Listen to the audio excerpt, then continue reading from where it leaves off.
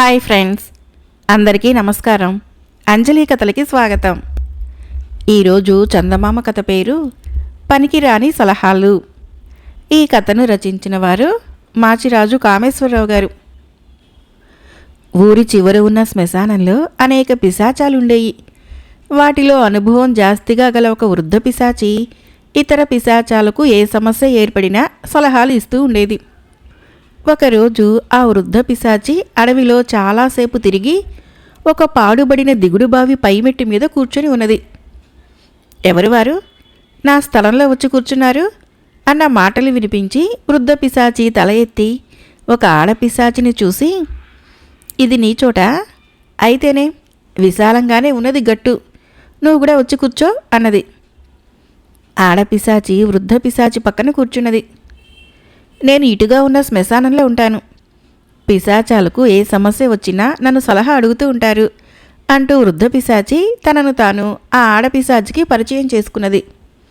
వెంటనే ఆడపిశాచి ఉత్సాహం వచ్చినట్లుగా కనపడి, నాకు ఒక సమస్య వచ్చి పడింది. బుర్ర బద్దలు కొట్టుకున్నప్పటికీ పరిష్కారం తోచటం లేదు. కాస్త సహాయం చెయ్యి అన్నది. వృద్ధ పిశాచికి అది తన సమస్యను ఇలా వివరించి చెప్పింది. అది నివసించే మర్రి చెట్టుకు చాలా దగ్గరగా ఒక పాడుబడిన ఇల్లు ఉన్నది. నెల క్రితము ఆ ఇంటిని ఒక సంగీతం మాస్టారు ఆక్రమించాడు. ఊళ్ళో నుంచి చాలామంది అబ్బాయిలు అమ్మాయిలు అతడి వద్దకు వచ్చి రోజంతా సంగీతం సాధన చేస్తారు. ఇంతకాలము ప్రశాంతంగా జీవిస్తున్న ఆడపిశాచికి ఈ గోల దుర్భరంగా ఉన్నది.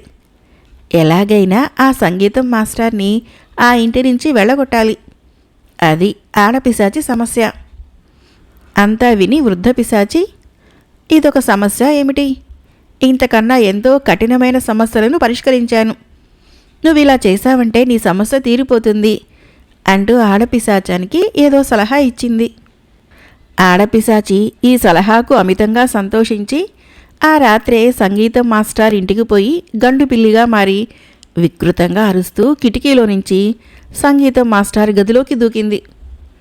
ఈ గొడవతో సంగీతం మాస్టర్ నిద్రలేచి గండు పిల్లి కాస్త పిశాచిగా మారటం చూసి ధైర్యం కూడగొట్టుకొని, ఎవరు నువ్వు? ఈ వేళప్పుడు ఇక్కడ నీకేం పని అని అడిగాడు. పిశాచి విరగబడి నవ్వి, నేను బహు చెడ్డ పిశాచిని, కోరిన రూపంతో ఈ ఇంట్లో తిరుగుతూ ఉంటాను అని చప్పున గబ్బిలంలా మారి గది అంతటా కలియదిరుగుతూ ఎగిరింది. నీకు పుణ్యం ఉంటుంది. ఇందాకటిలాగా పిల్లిలాగే ఉండి ఇల్లంతా తిరుగుతూ ఎలుకల బాధ చాలా ఎక్కువగా ఉన్నది. తర్వాత బల్లిగా మారి దోమల్ని తినేయి అన్నాడు సంగీతం మాస్టారు. ఆడపిశాచి రోషంగా, నాకంతకన్నా పనేమీ లేదనుకున్నావా అంటూ అక్కడి నుంచి వెళ్ళిపోయింది. అది మర్నాడు బావిగట్టున వృద్ధ పిశాచిని కలుసుకొని, నీ పథకం పారలేదు, వాడు మహా గట్టి పిండము అన్నది. ఒక ఎత్తు పారకపోతే ఇంకోటి పారుతుంది అంటూ వృద్ధ పిశాచి ఆడపిశాచికి మరొక ఉపాయం చెప్పింది. అది పారవచ్చునని ఆడపిశాచికి తోచింది.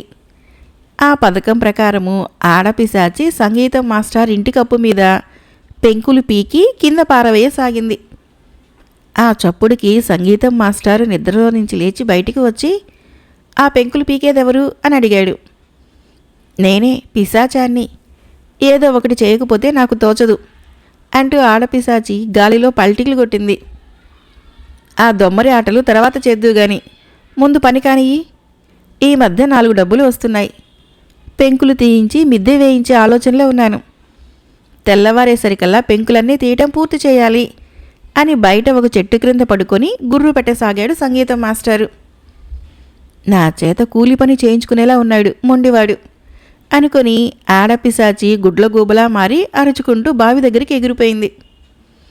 మంచి ఉత్సాహంలో ఉన్నట్టున్నావు, సంగీతం మాస్టర్ని ఈ దెబ్బతో వెళ్ళగొట్టావా అని వృద్ధ పిశాచి అడిగింది. నా మొహం, నన్నే వాడు వెళ్ళగొట్టాడు అన్నది ఆడపిశాచి.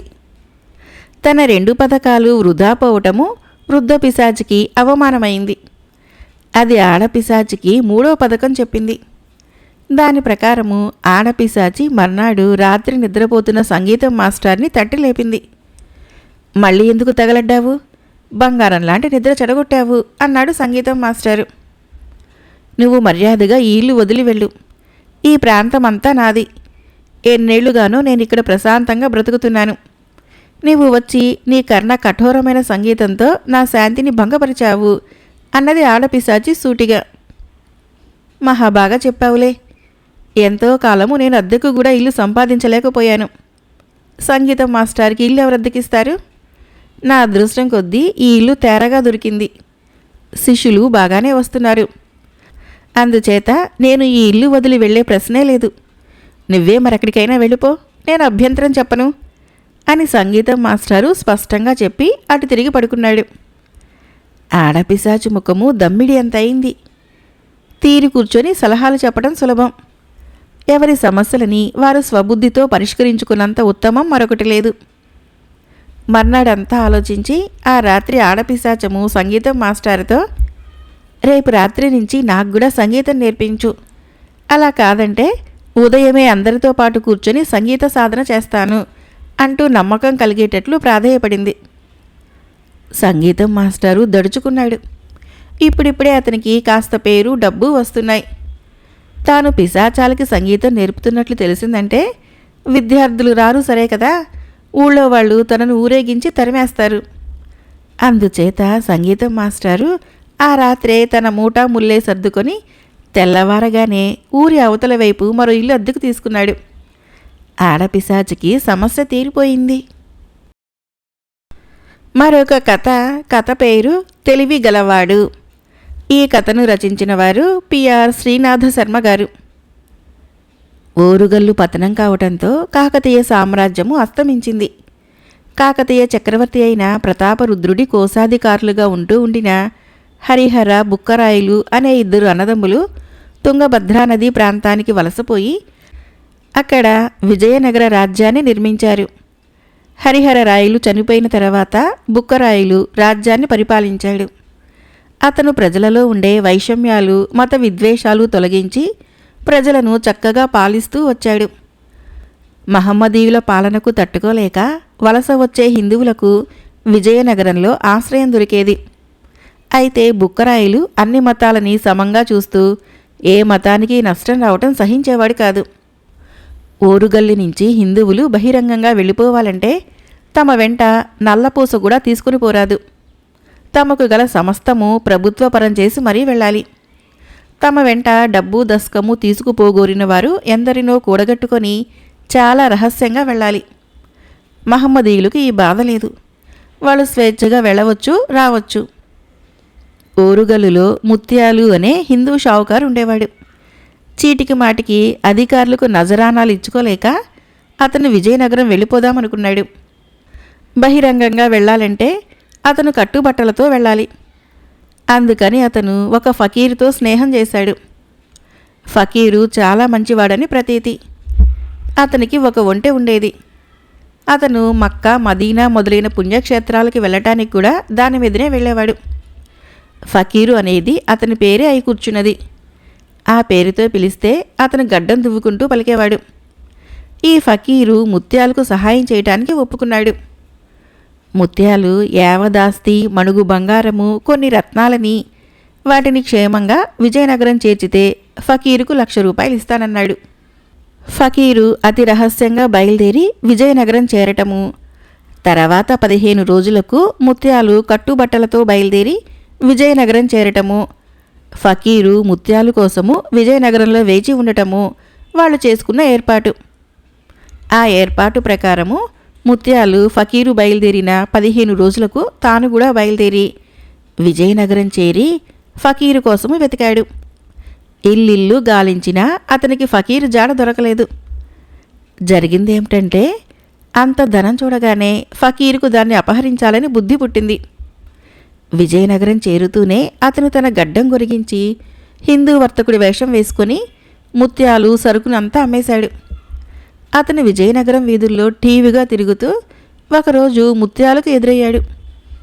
ముత్యాలు అతన్ని గుర్తించక, అయ్యా, ఓరుగల్లి నుంచి 2 వారాల క్రితము ఒంటె మీద ఇక్కడికి వచ్చిన ఫకీర్ని మీరు చూశారా అని అడిగాడు. చూశానండి, ఆయనకు బారెడు గడ్డం ఉంటుంది కదండి అని ఫకీరు ముత్యాలను అడిగాడు. అవునవును, ఆయన జాడ చెప్పగలరా అని ముత్యాలు అడిగాడు. ఆయన నిన్న ఇక్కడనే కనిపించాడు. ఆయన వద్ద కొంత బంగారము, మణులు ఉన్నాయి. నన్ను కొనమన్నాడు, నేను కొనలేదు. ఇంతలో ఎవరో బాగ్దాదు వర్తకుడు వచ్చాడు. ఇద్దరూ కలిసి బాగ్దాదుకు బయలుదేరి వెళ్లారు అంటూ ఫకీరు అలవాటు చొప్పున గడ్డం దువ్వుకోబోయాడు. వెంటనే ముత్యాలు ఫకీర్ను పోల్చి, నువ్వే ఫకీరు, నా డబ్బంతా కాజేశావు అన్నాడు. నేను కాదు, చీచీ అన్నాడు ఫకీరు. ఇద్దరికీ వాగ్వాదం జరిగింది. చివరకు ముత్యాలు బుక్కరాయిల వద్దకు వెళ్ళి తనకు జరిగిన అన్యాయం గురించి చెప్పుకొని న్యాయం చేయమన్నాడు. బుక్కరాయిలు ఫకీరిని న్యాయస్థానానికి పిలిపించాడు. ఆయన ఫకీరుతో, ముత్యాలు సొత్తు ముత్యాలకిచ్చెయ్యి అని మంచిగా చెప్పాడు. నేను ఫకీర్ను కాను అన్నాడు ఫకీరు. మరి ముత్యాలు నిన్ను ఫకీర్ అని ఎందుకంటున్నాడు అని బుక్కరాయిలు అడిగాడు. నేను వర్తకుడినని, నా దగ్గర డబ్బున్నదని తెలిసి ఇతను ఎత్తివేశాడు అన్నాడు ఫకీరు. బుక్కరాయిలు ఒక్క క్షణం ఆలోచించి, ఈ ముత్యాలు తెచ్చిన అభియోగం చెల్లదు, నువ్వు వెళ్ళవచ్చు అని ఫకీరుతో అన్నాడు. ఫకీరు ఆనందంతో పొంగిపోతూ బయటికి పోబోతూ ఉండగా బుక్కరాయిలు వెనకరించి, ఆ ఫకీర్ నాగమని చెప్పండి అని గట్టిగా కేకపెట్టాడు. వెంటనే ఫకీరు వెనక్కి తిరిగి చూశాడు. ఆ విధంగా ఫకీరు బుక్కరాయిలకు దొరికిపోయాడు. ముత్యాలకి తన సొత్తు తిరిగి లభించడమే కాక ఫకీర్కి శిక్ష కూడా పడింది. మరొక కథ పేరు నిజమా అబద్ధమా. ఈ కథను రచించిన వారు వీరేపల్లి జయరాం రెడ్డి గారు. పూరీ విద్యాపీఠంలో విద్యాభ్యాసం ముగించుకొని సుధీరుడు, సురేంద్రుడు అనే ఇద్దరు రాచ యువకులు తమ దేశాలకు బయలుదేరారు. వారిద్దరూ మంచి స్నేహితులు. వారివి ఇరుగు పొరుగు దేశాలు.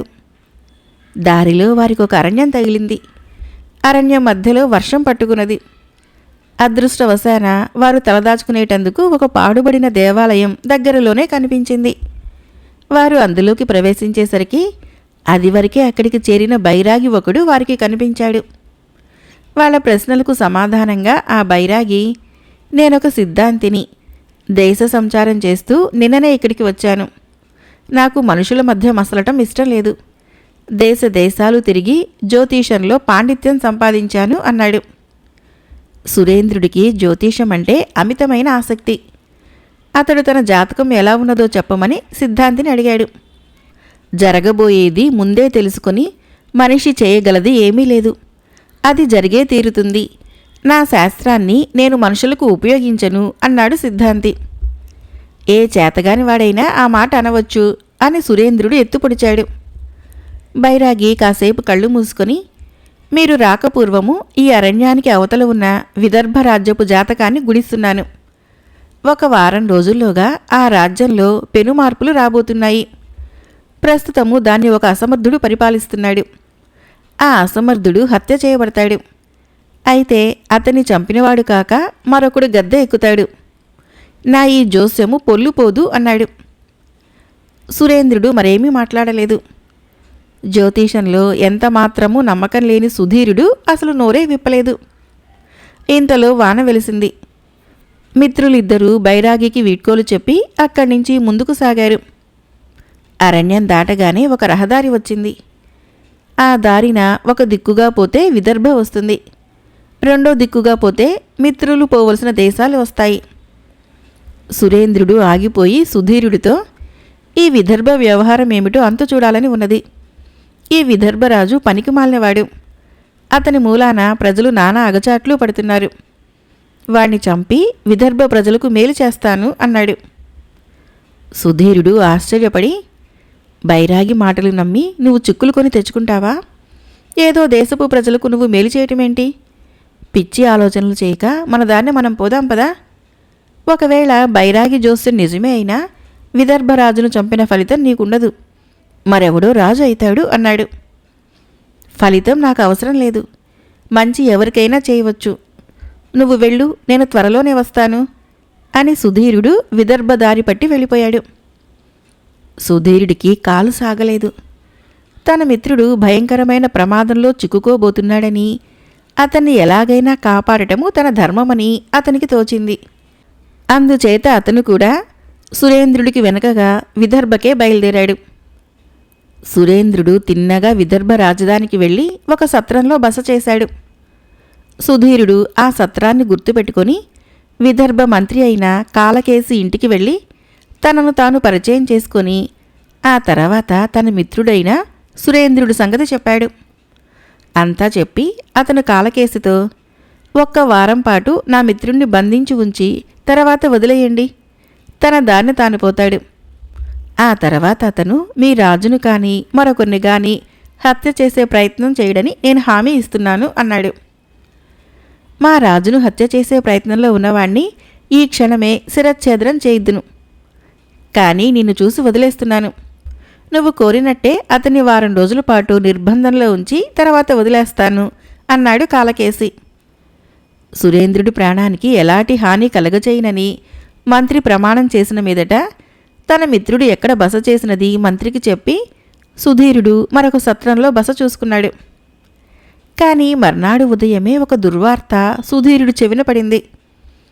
అదేమంటే సురేంద్రుడు గడిచిన రాత్రే విదర్భరాజును హత్య చేసి రాజభటులకు దొరికిపోయాడు. ఈ పరిణామానికి సుధీరుడు హతాశుడైపోయాడు. అతను కాలకేసి ఇంటికి వెళ్ళి, ఈ హత్య జరగకూడదనే కదా నేను ముందుగా నా మిత్రుణ్ణి బంధించమని మిమ్మల్ని హెచ్చరించాను. అతన్ని మీరు నిన్ననే ఎందుకు ఖైదు చేయలేదు? మీ అలక్ష్యం వల్లనే కదా ఈ ఘోరం జరిగింది. మీ వల్ల కాదంటే నేనే మరొక ఉపాయం చేసి ఉండేవాణ్ణి అన్నాడు. కాలకేసి ఎంతో పశ్చాత్తాపం ప్రదర్శిస్తూ, నువ్వు చెప్పినట్లే చేయబోయాను. కానీ నీ మిత్రుడు మా ఎత్తు కనిపెట్టి తప్పించుకుపోయాడు. అతనికి మరణదండన తప్పదు అన్నాడు. సుధీరుడు మనస్సు వికలమైపోయింది. మంత్రితో మాట్లాడేది కూడా ఏమీ కనిపించలేదు. సురేంద్రుణ్ణి మరణదండన నుంచి తప్పించే ఉపాయాలు ఏమైనా ఉన్నాయా అని ఆలోచిస్తూ అతను చాలా మదనపడ్డాడు. తన మిత్రుడి మరణశిక్షకు తానే కారకుడా అన్న అనుమానం కూడా అతన్ని బాధించింది.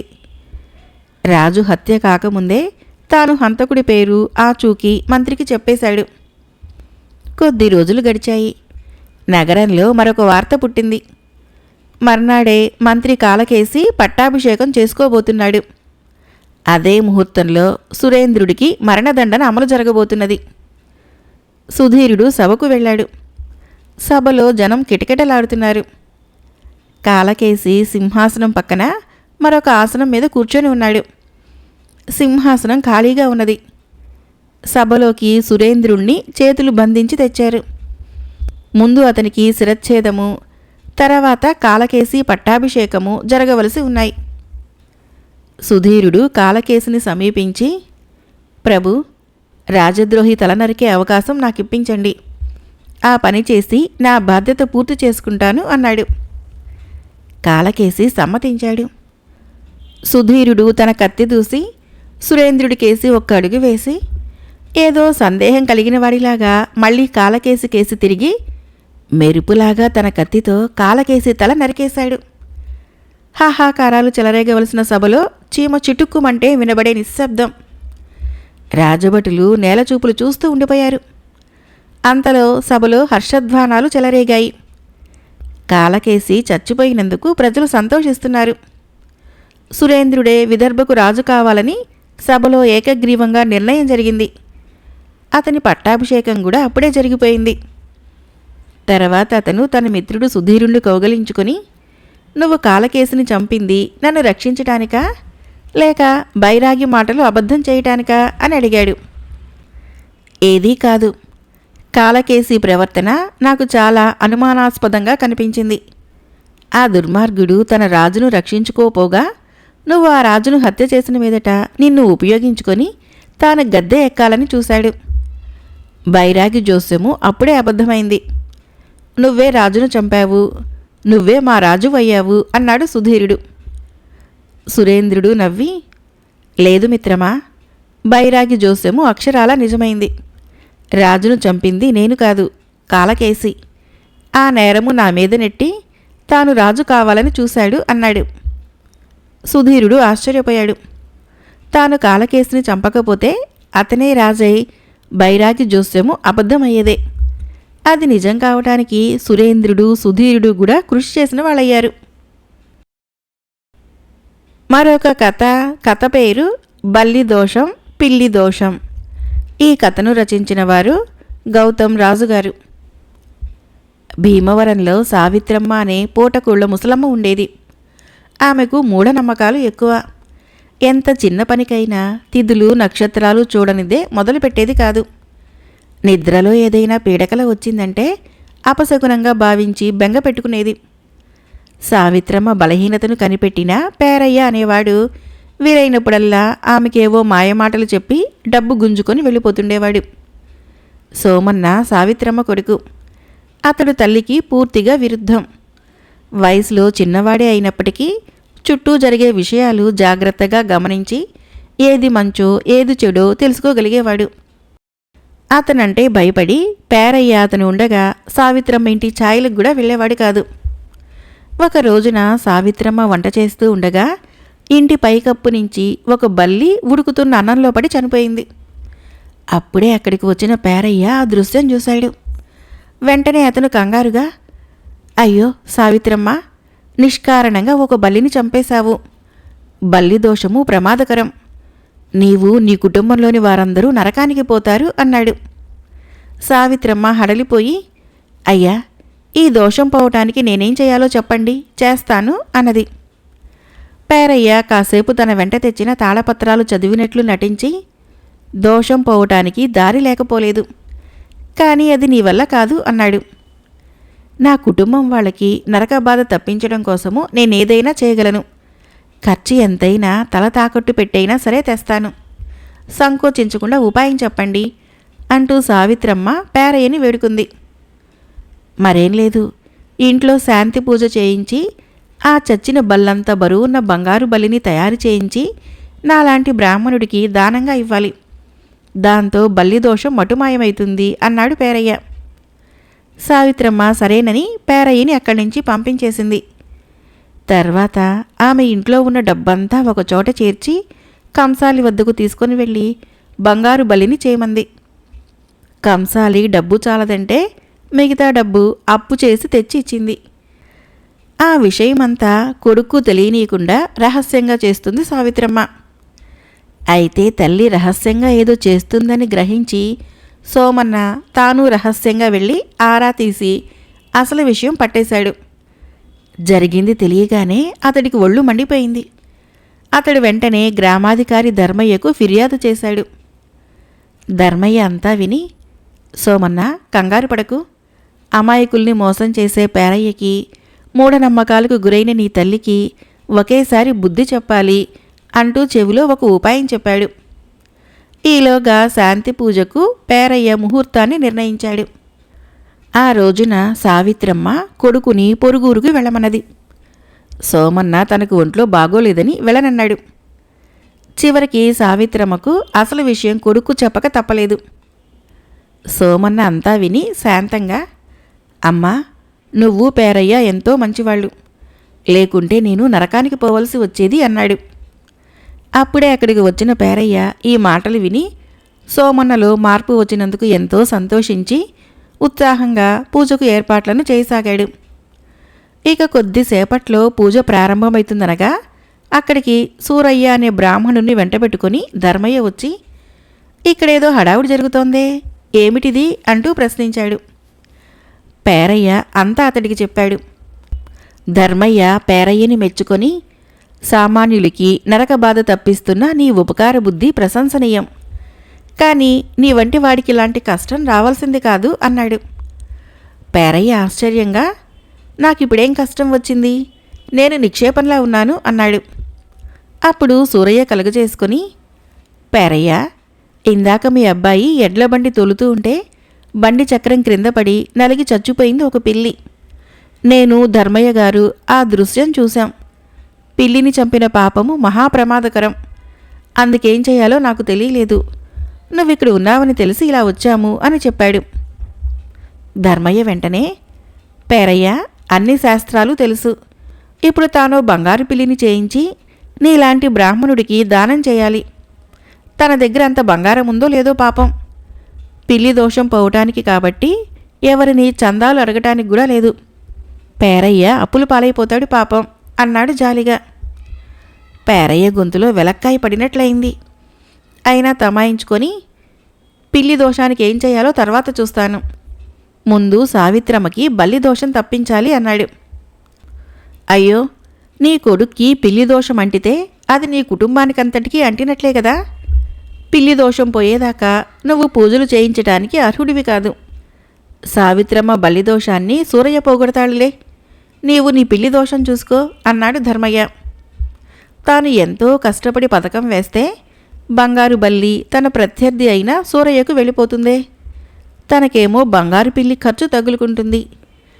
ఇలా ఆలోచించి పేరయ్య, ధర్మయ్య, ఆ పిల్లి తనంతట తానే వచ్చి బండి చక్రాల క్రింద పడితే ఆ తప్పు మా అబ్బాయిది ఎలాగైతుంది? పిల్లి దోషం వాడికి అంటదు, నా కుటుంబాన్ని అంటదు. అందువలన సావిత్రమ్మ చేత శాంతి పూజ చేయించడానికి నేను అర్హుణ్ణే అన్నాడు. ధర్మయ్య నవ్వుతూ, సావిత్రమ్మ, అన్నంలో బల్లిని తెచ్చివేసి వండటం నీకు తగిన పనా అన్నాడు.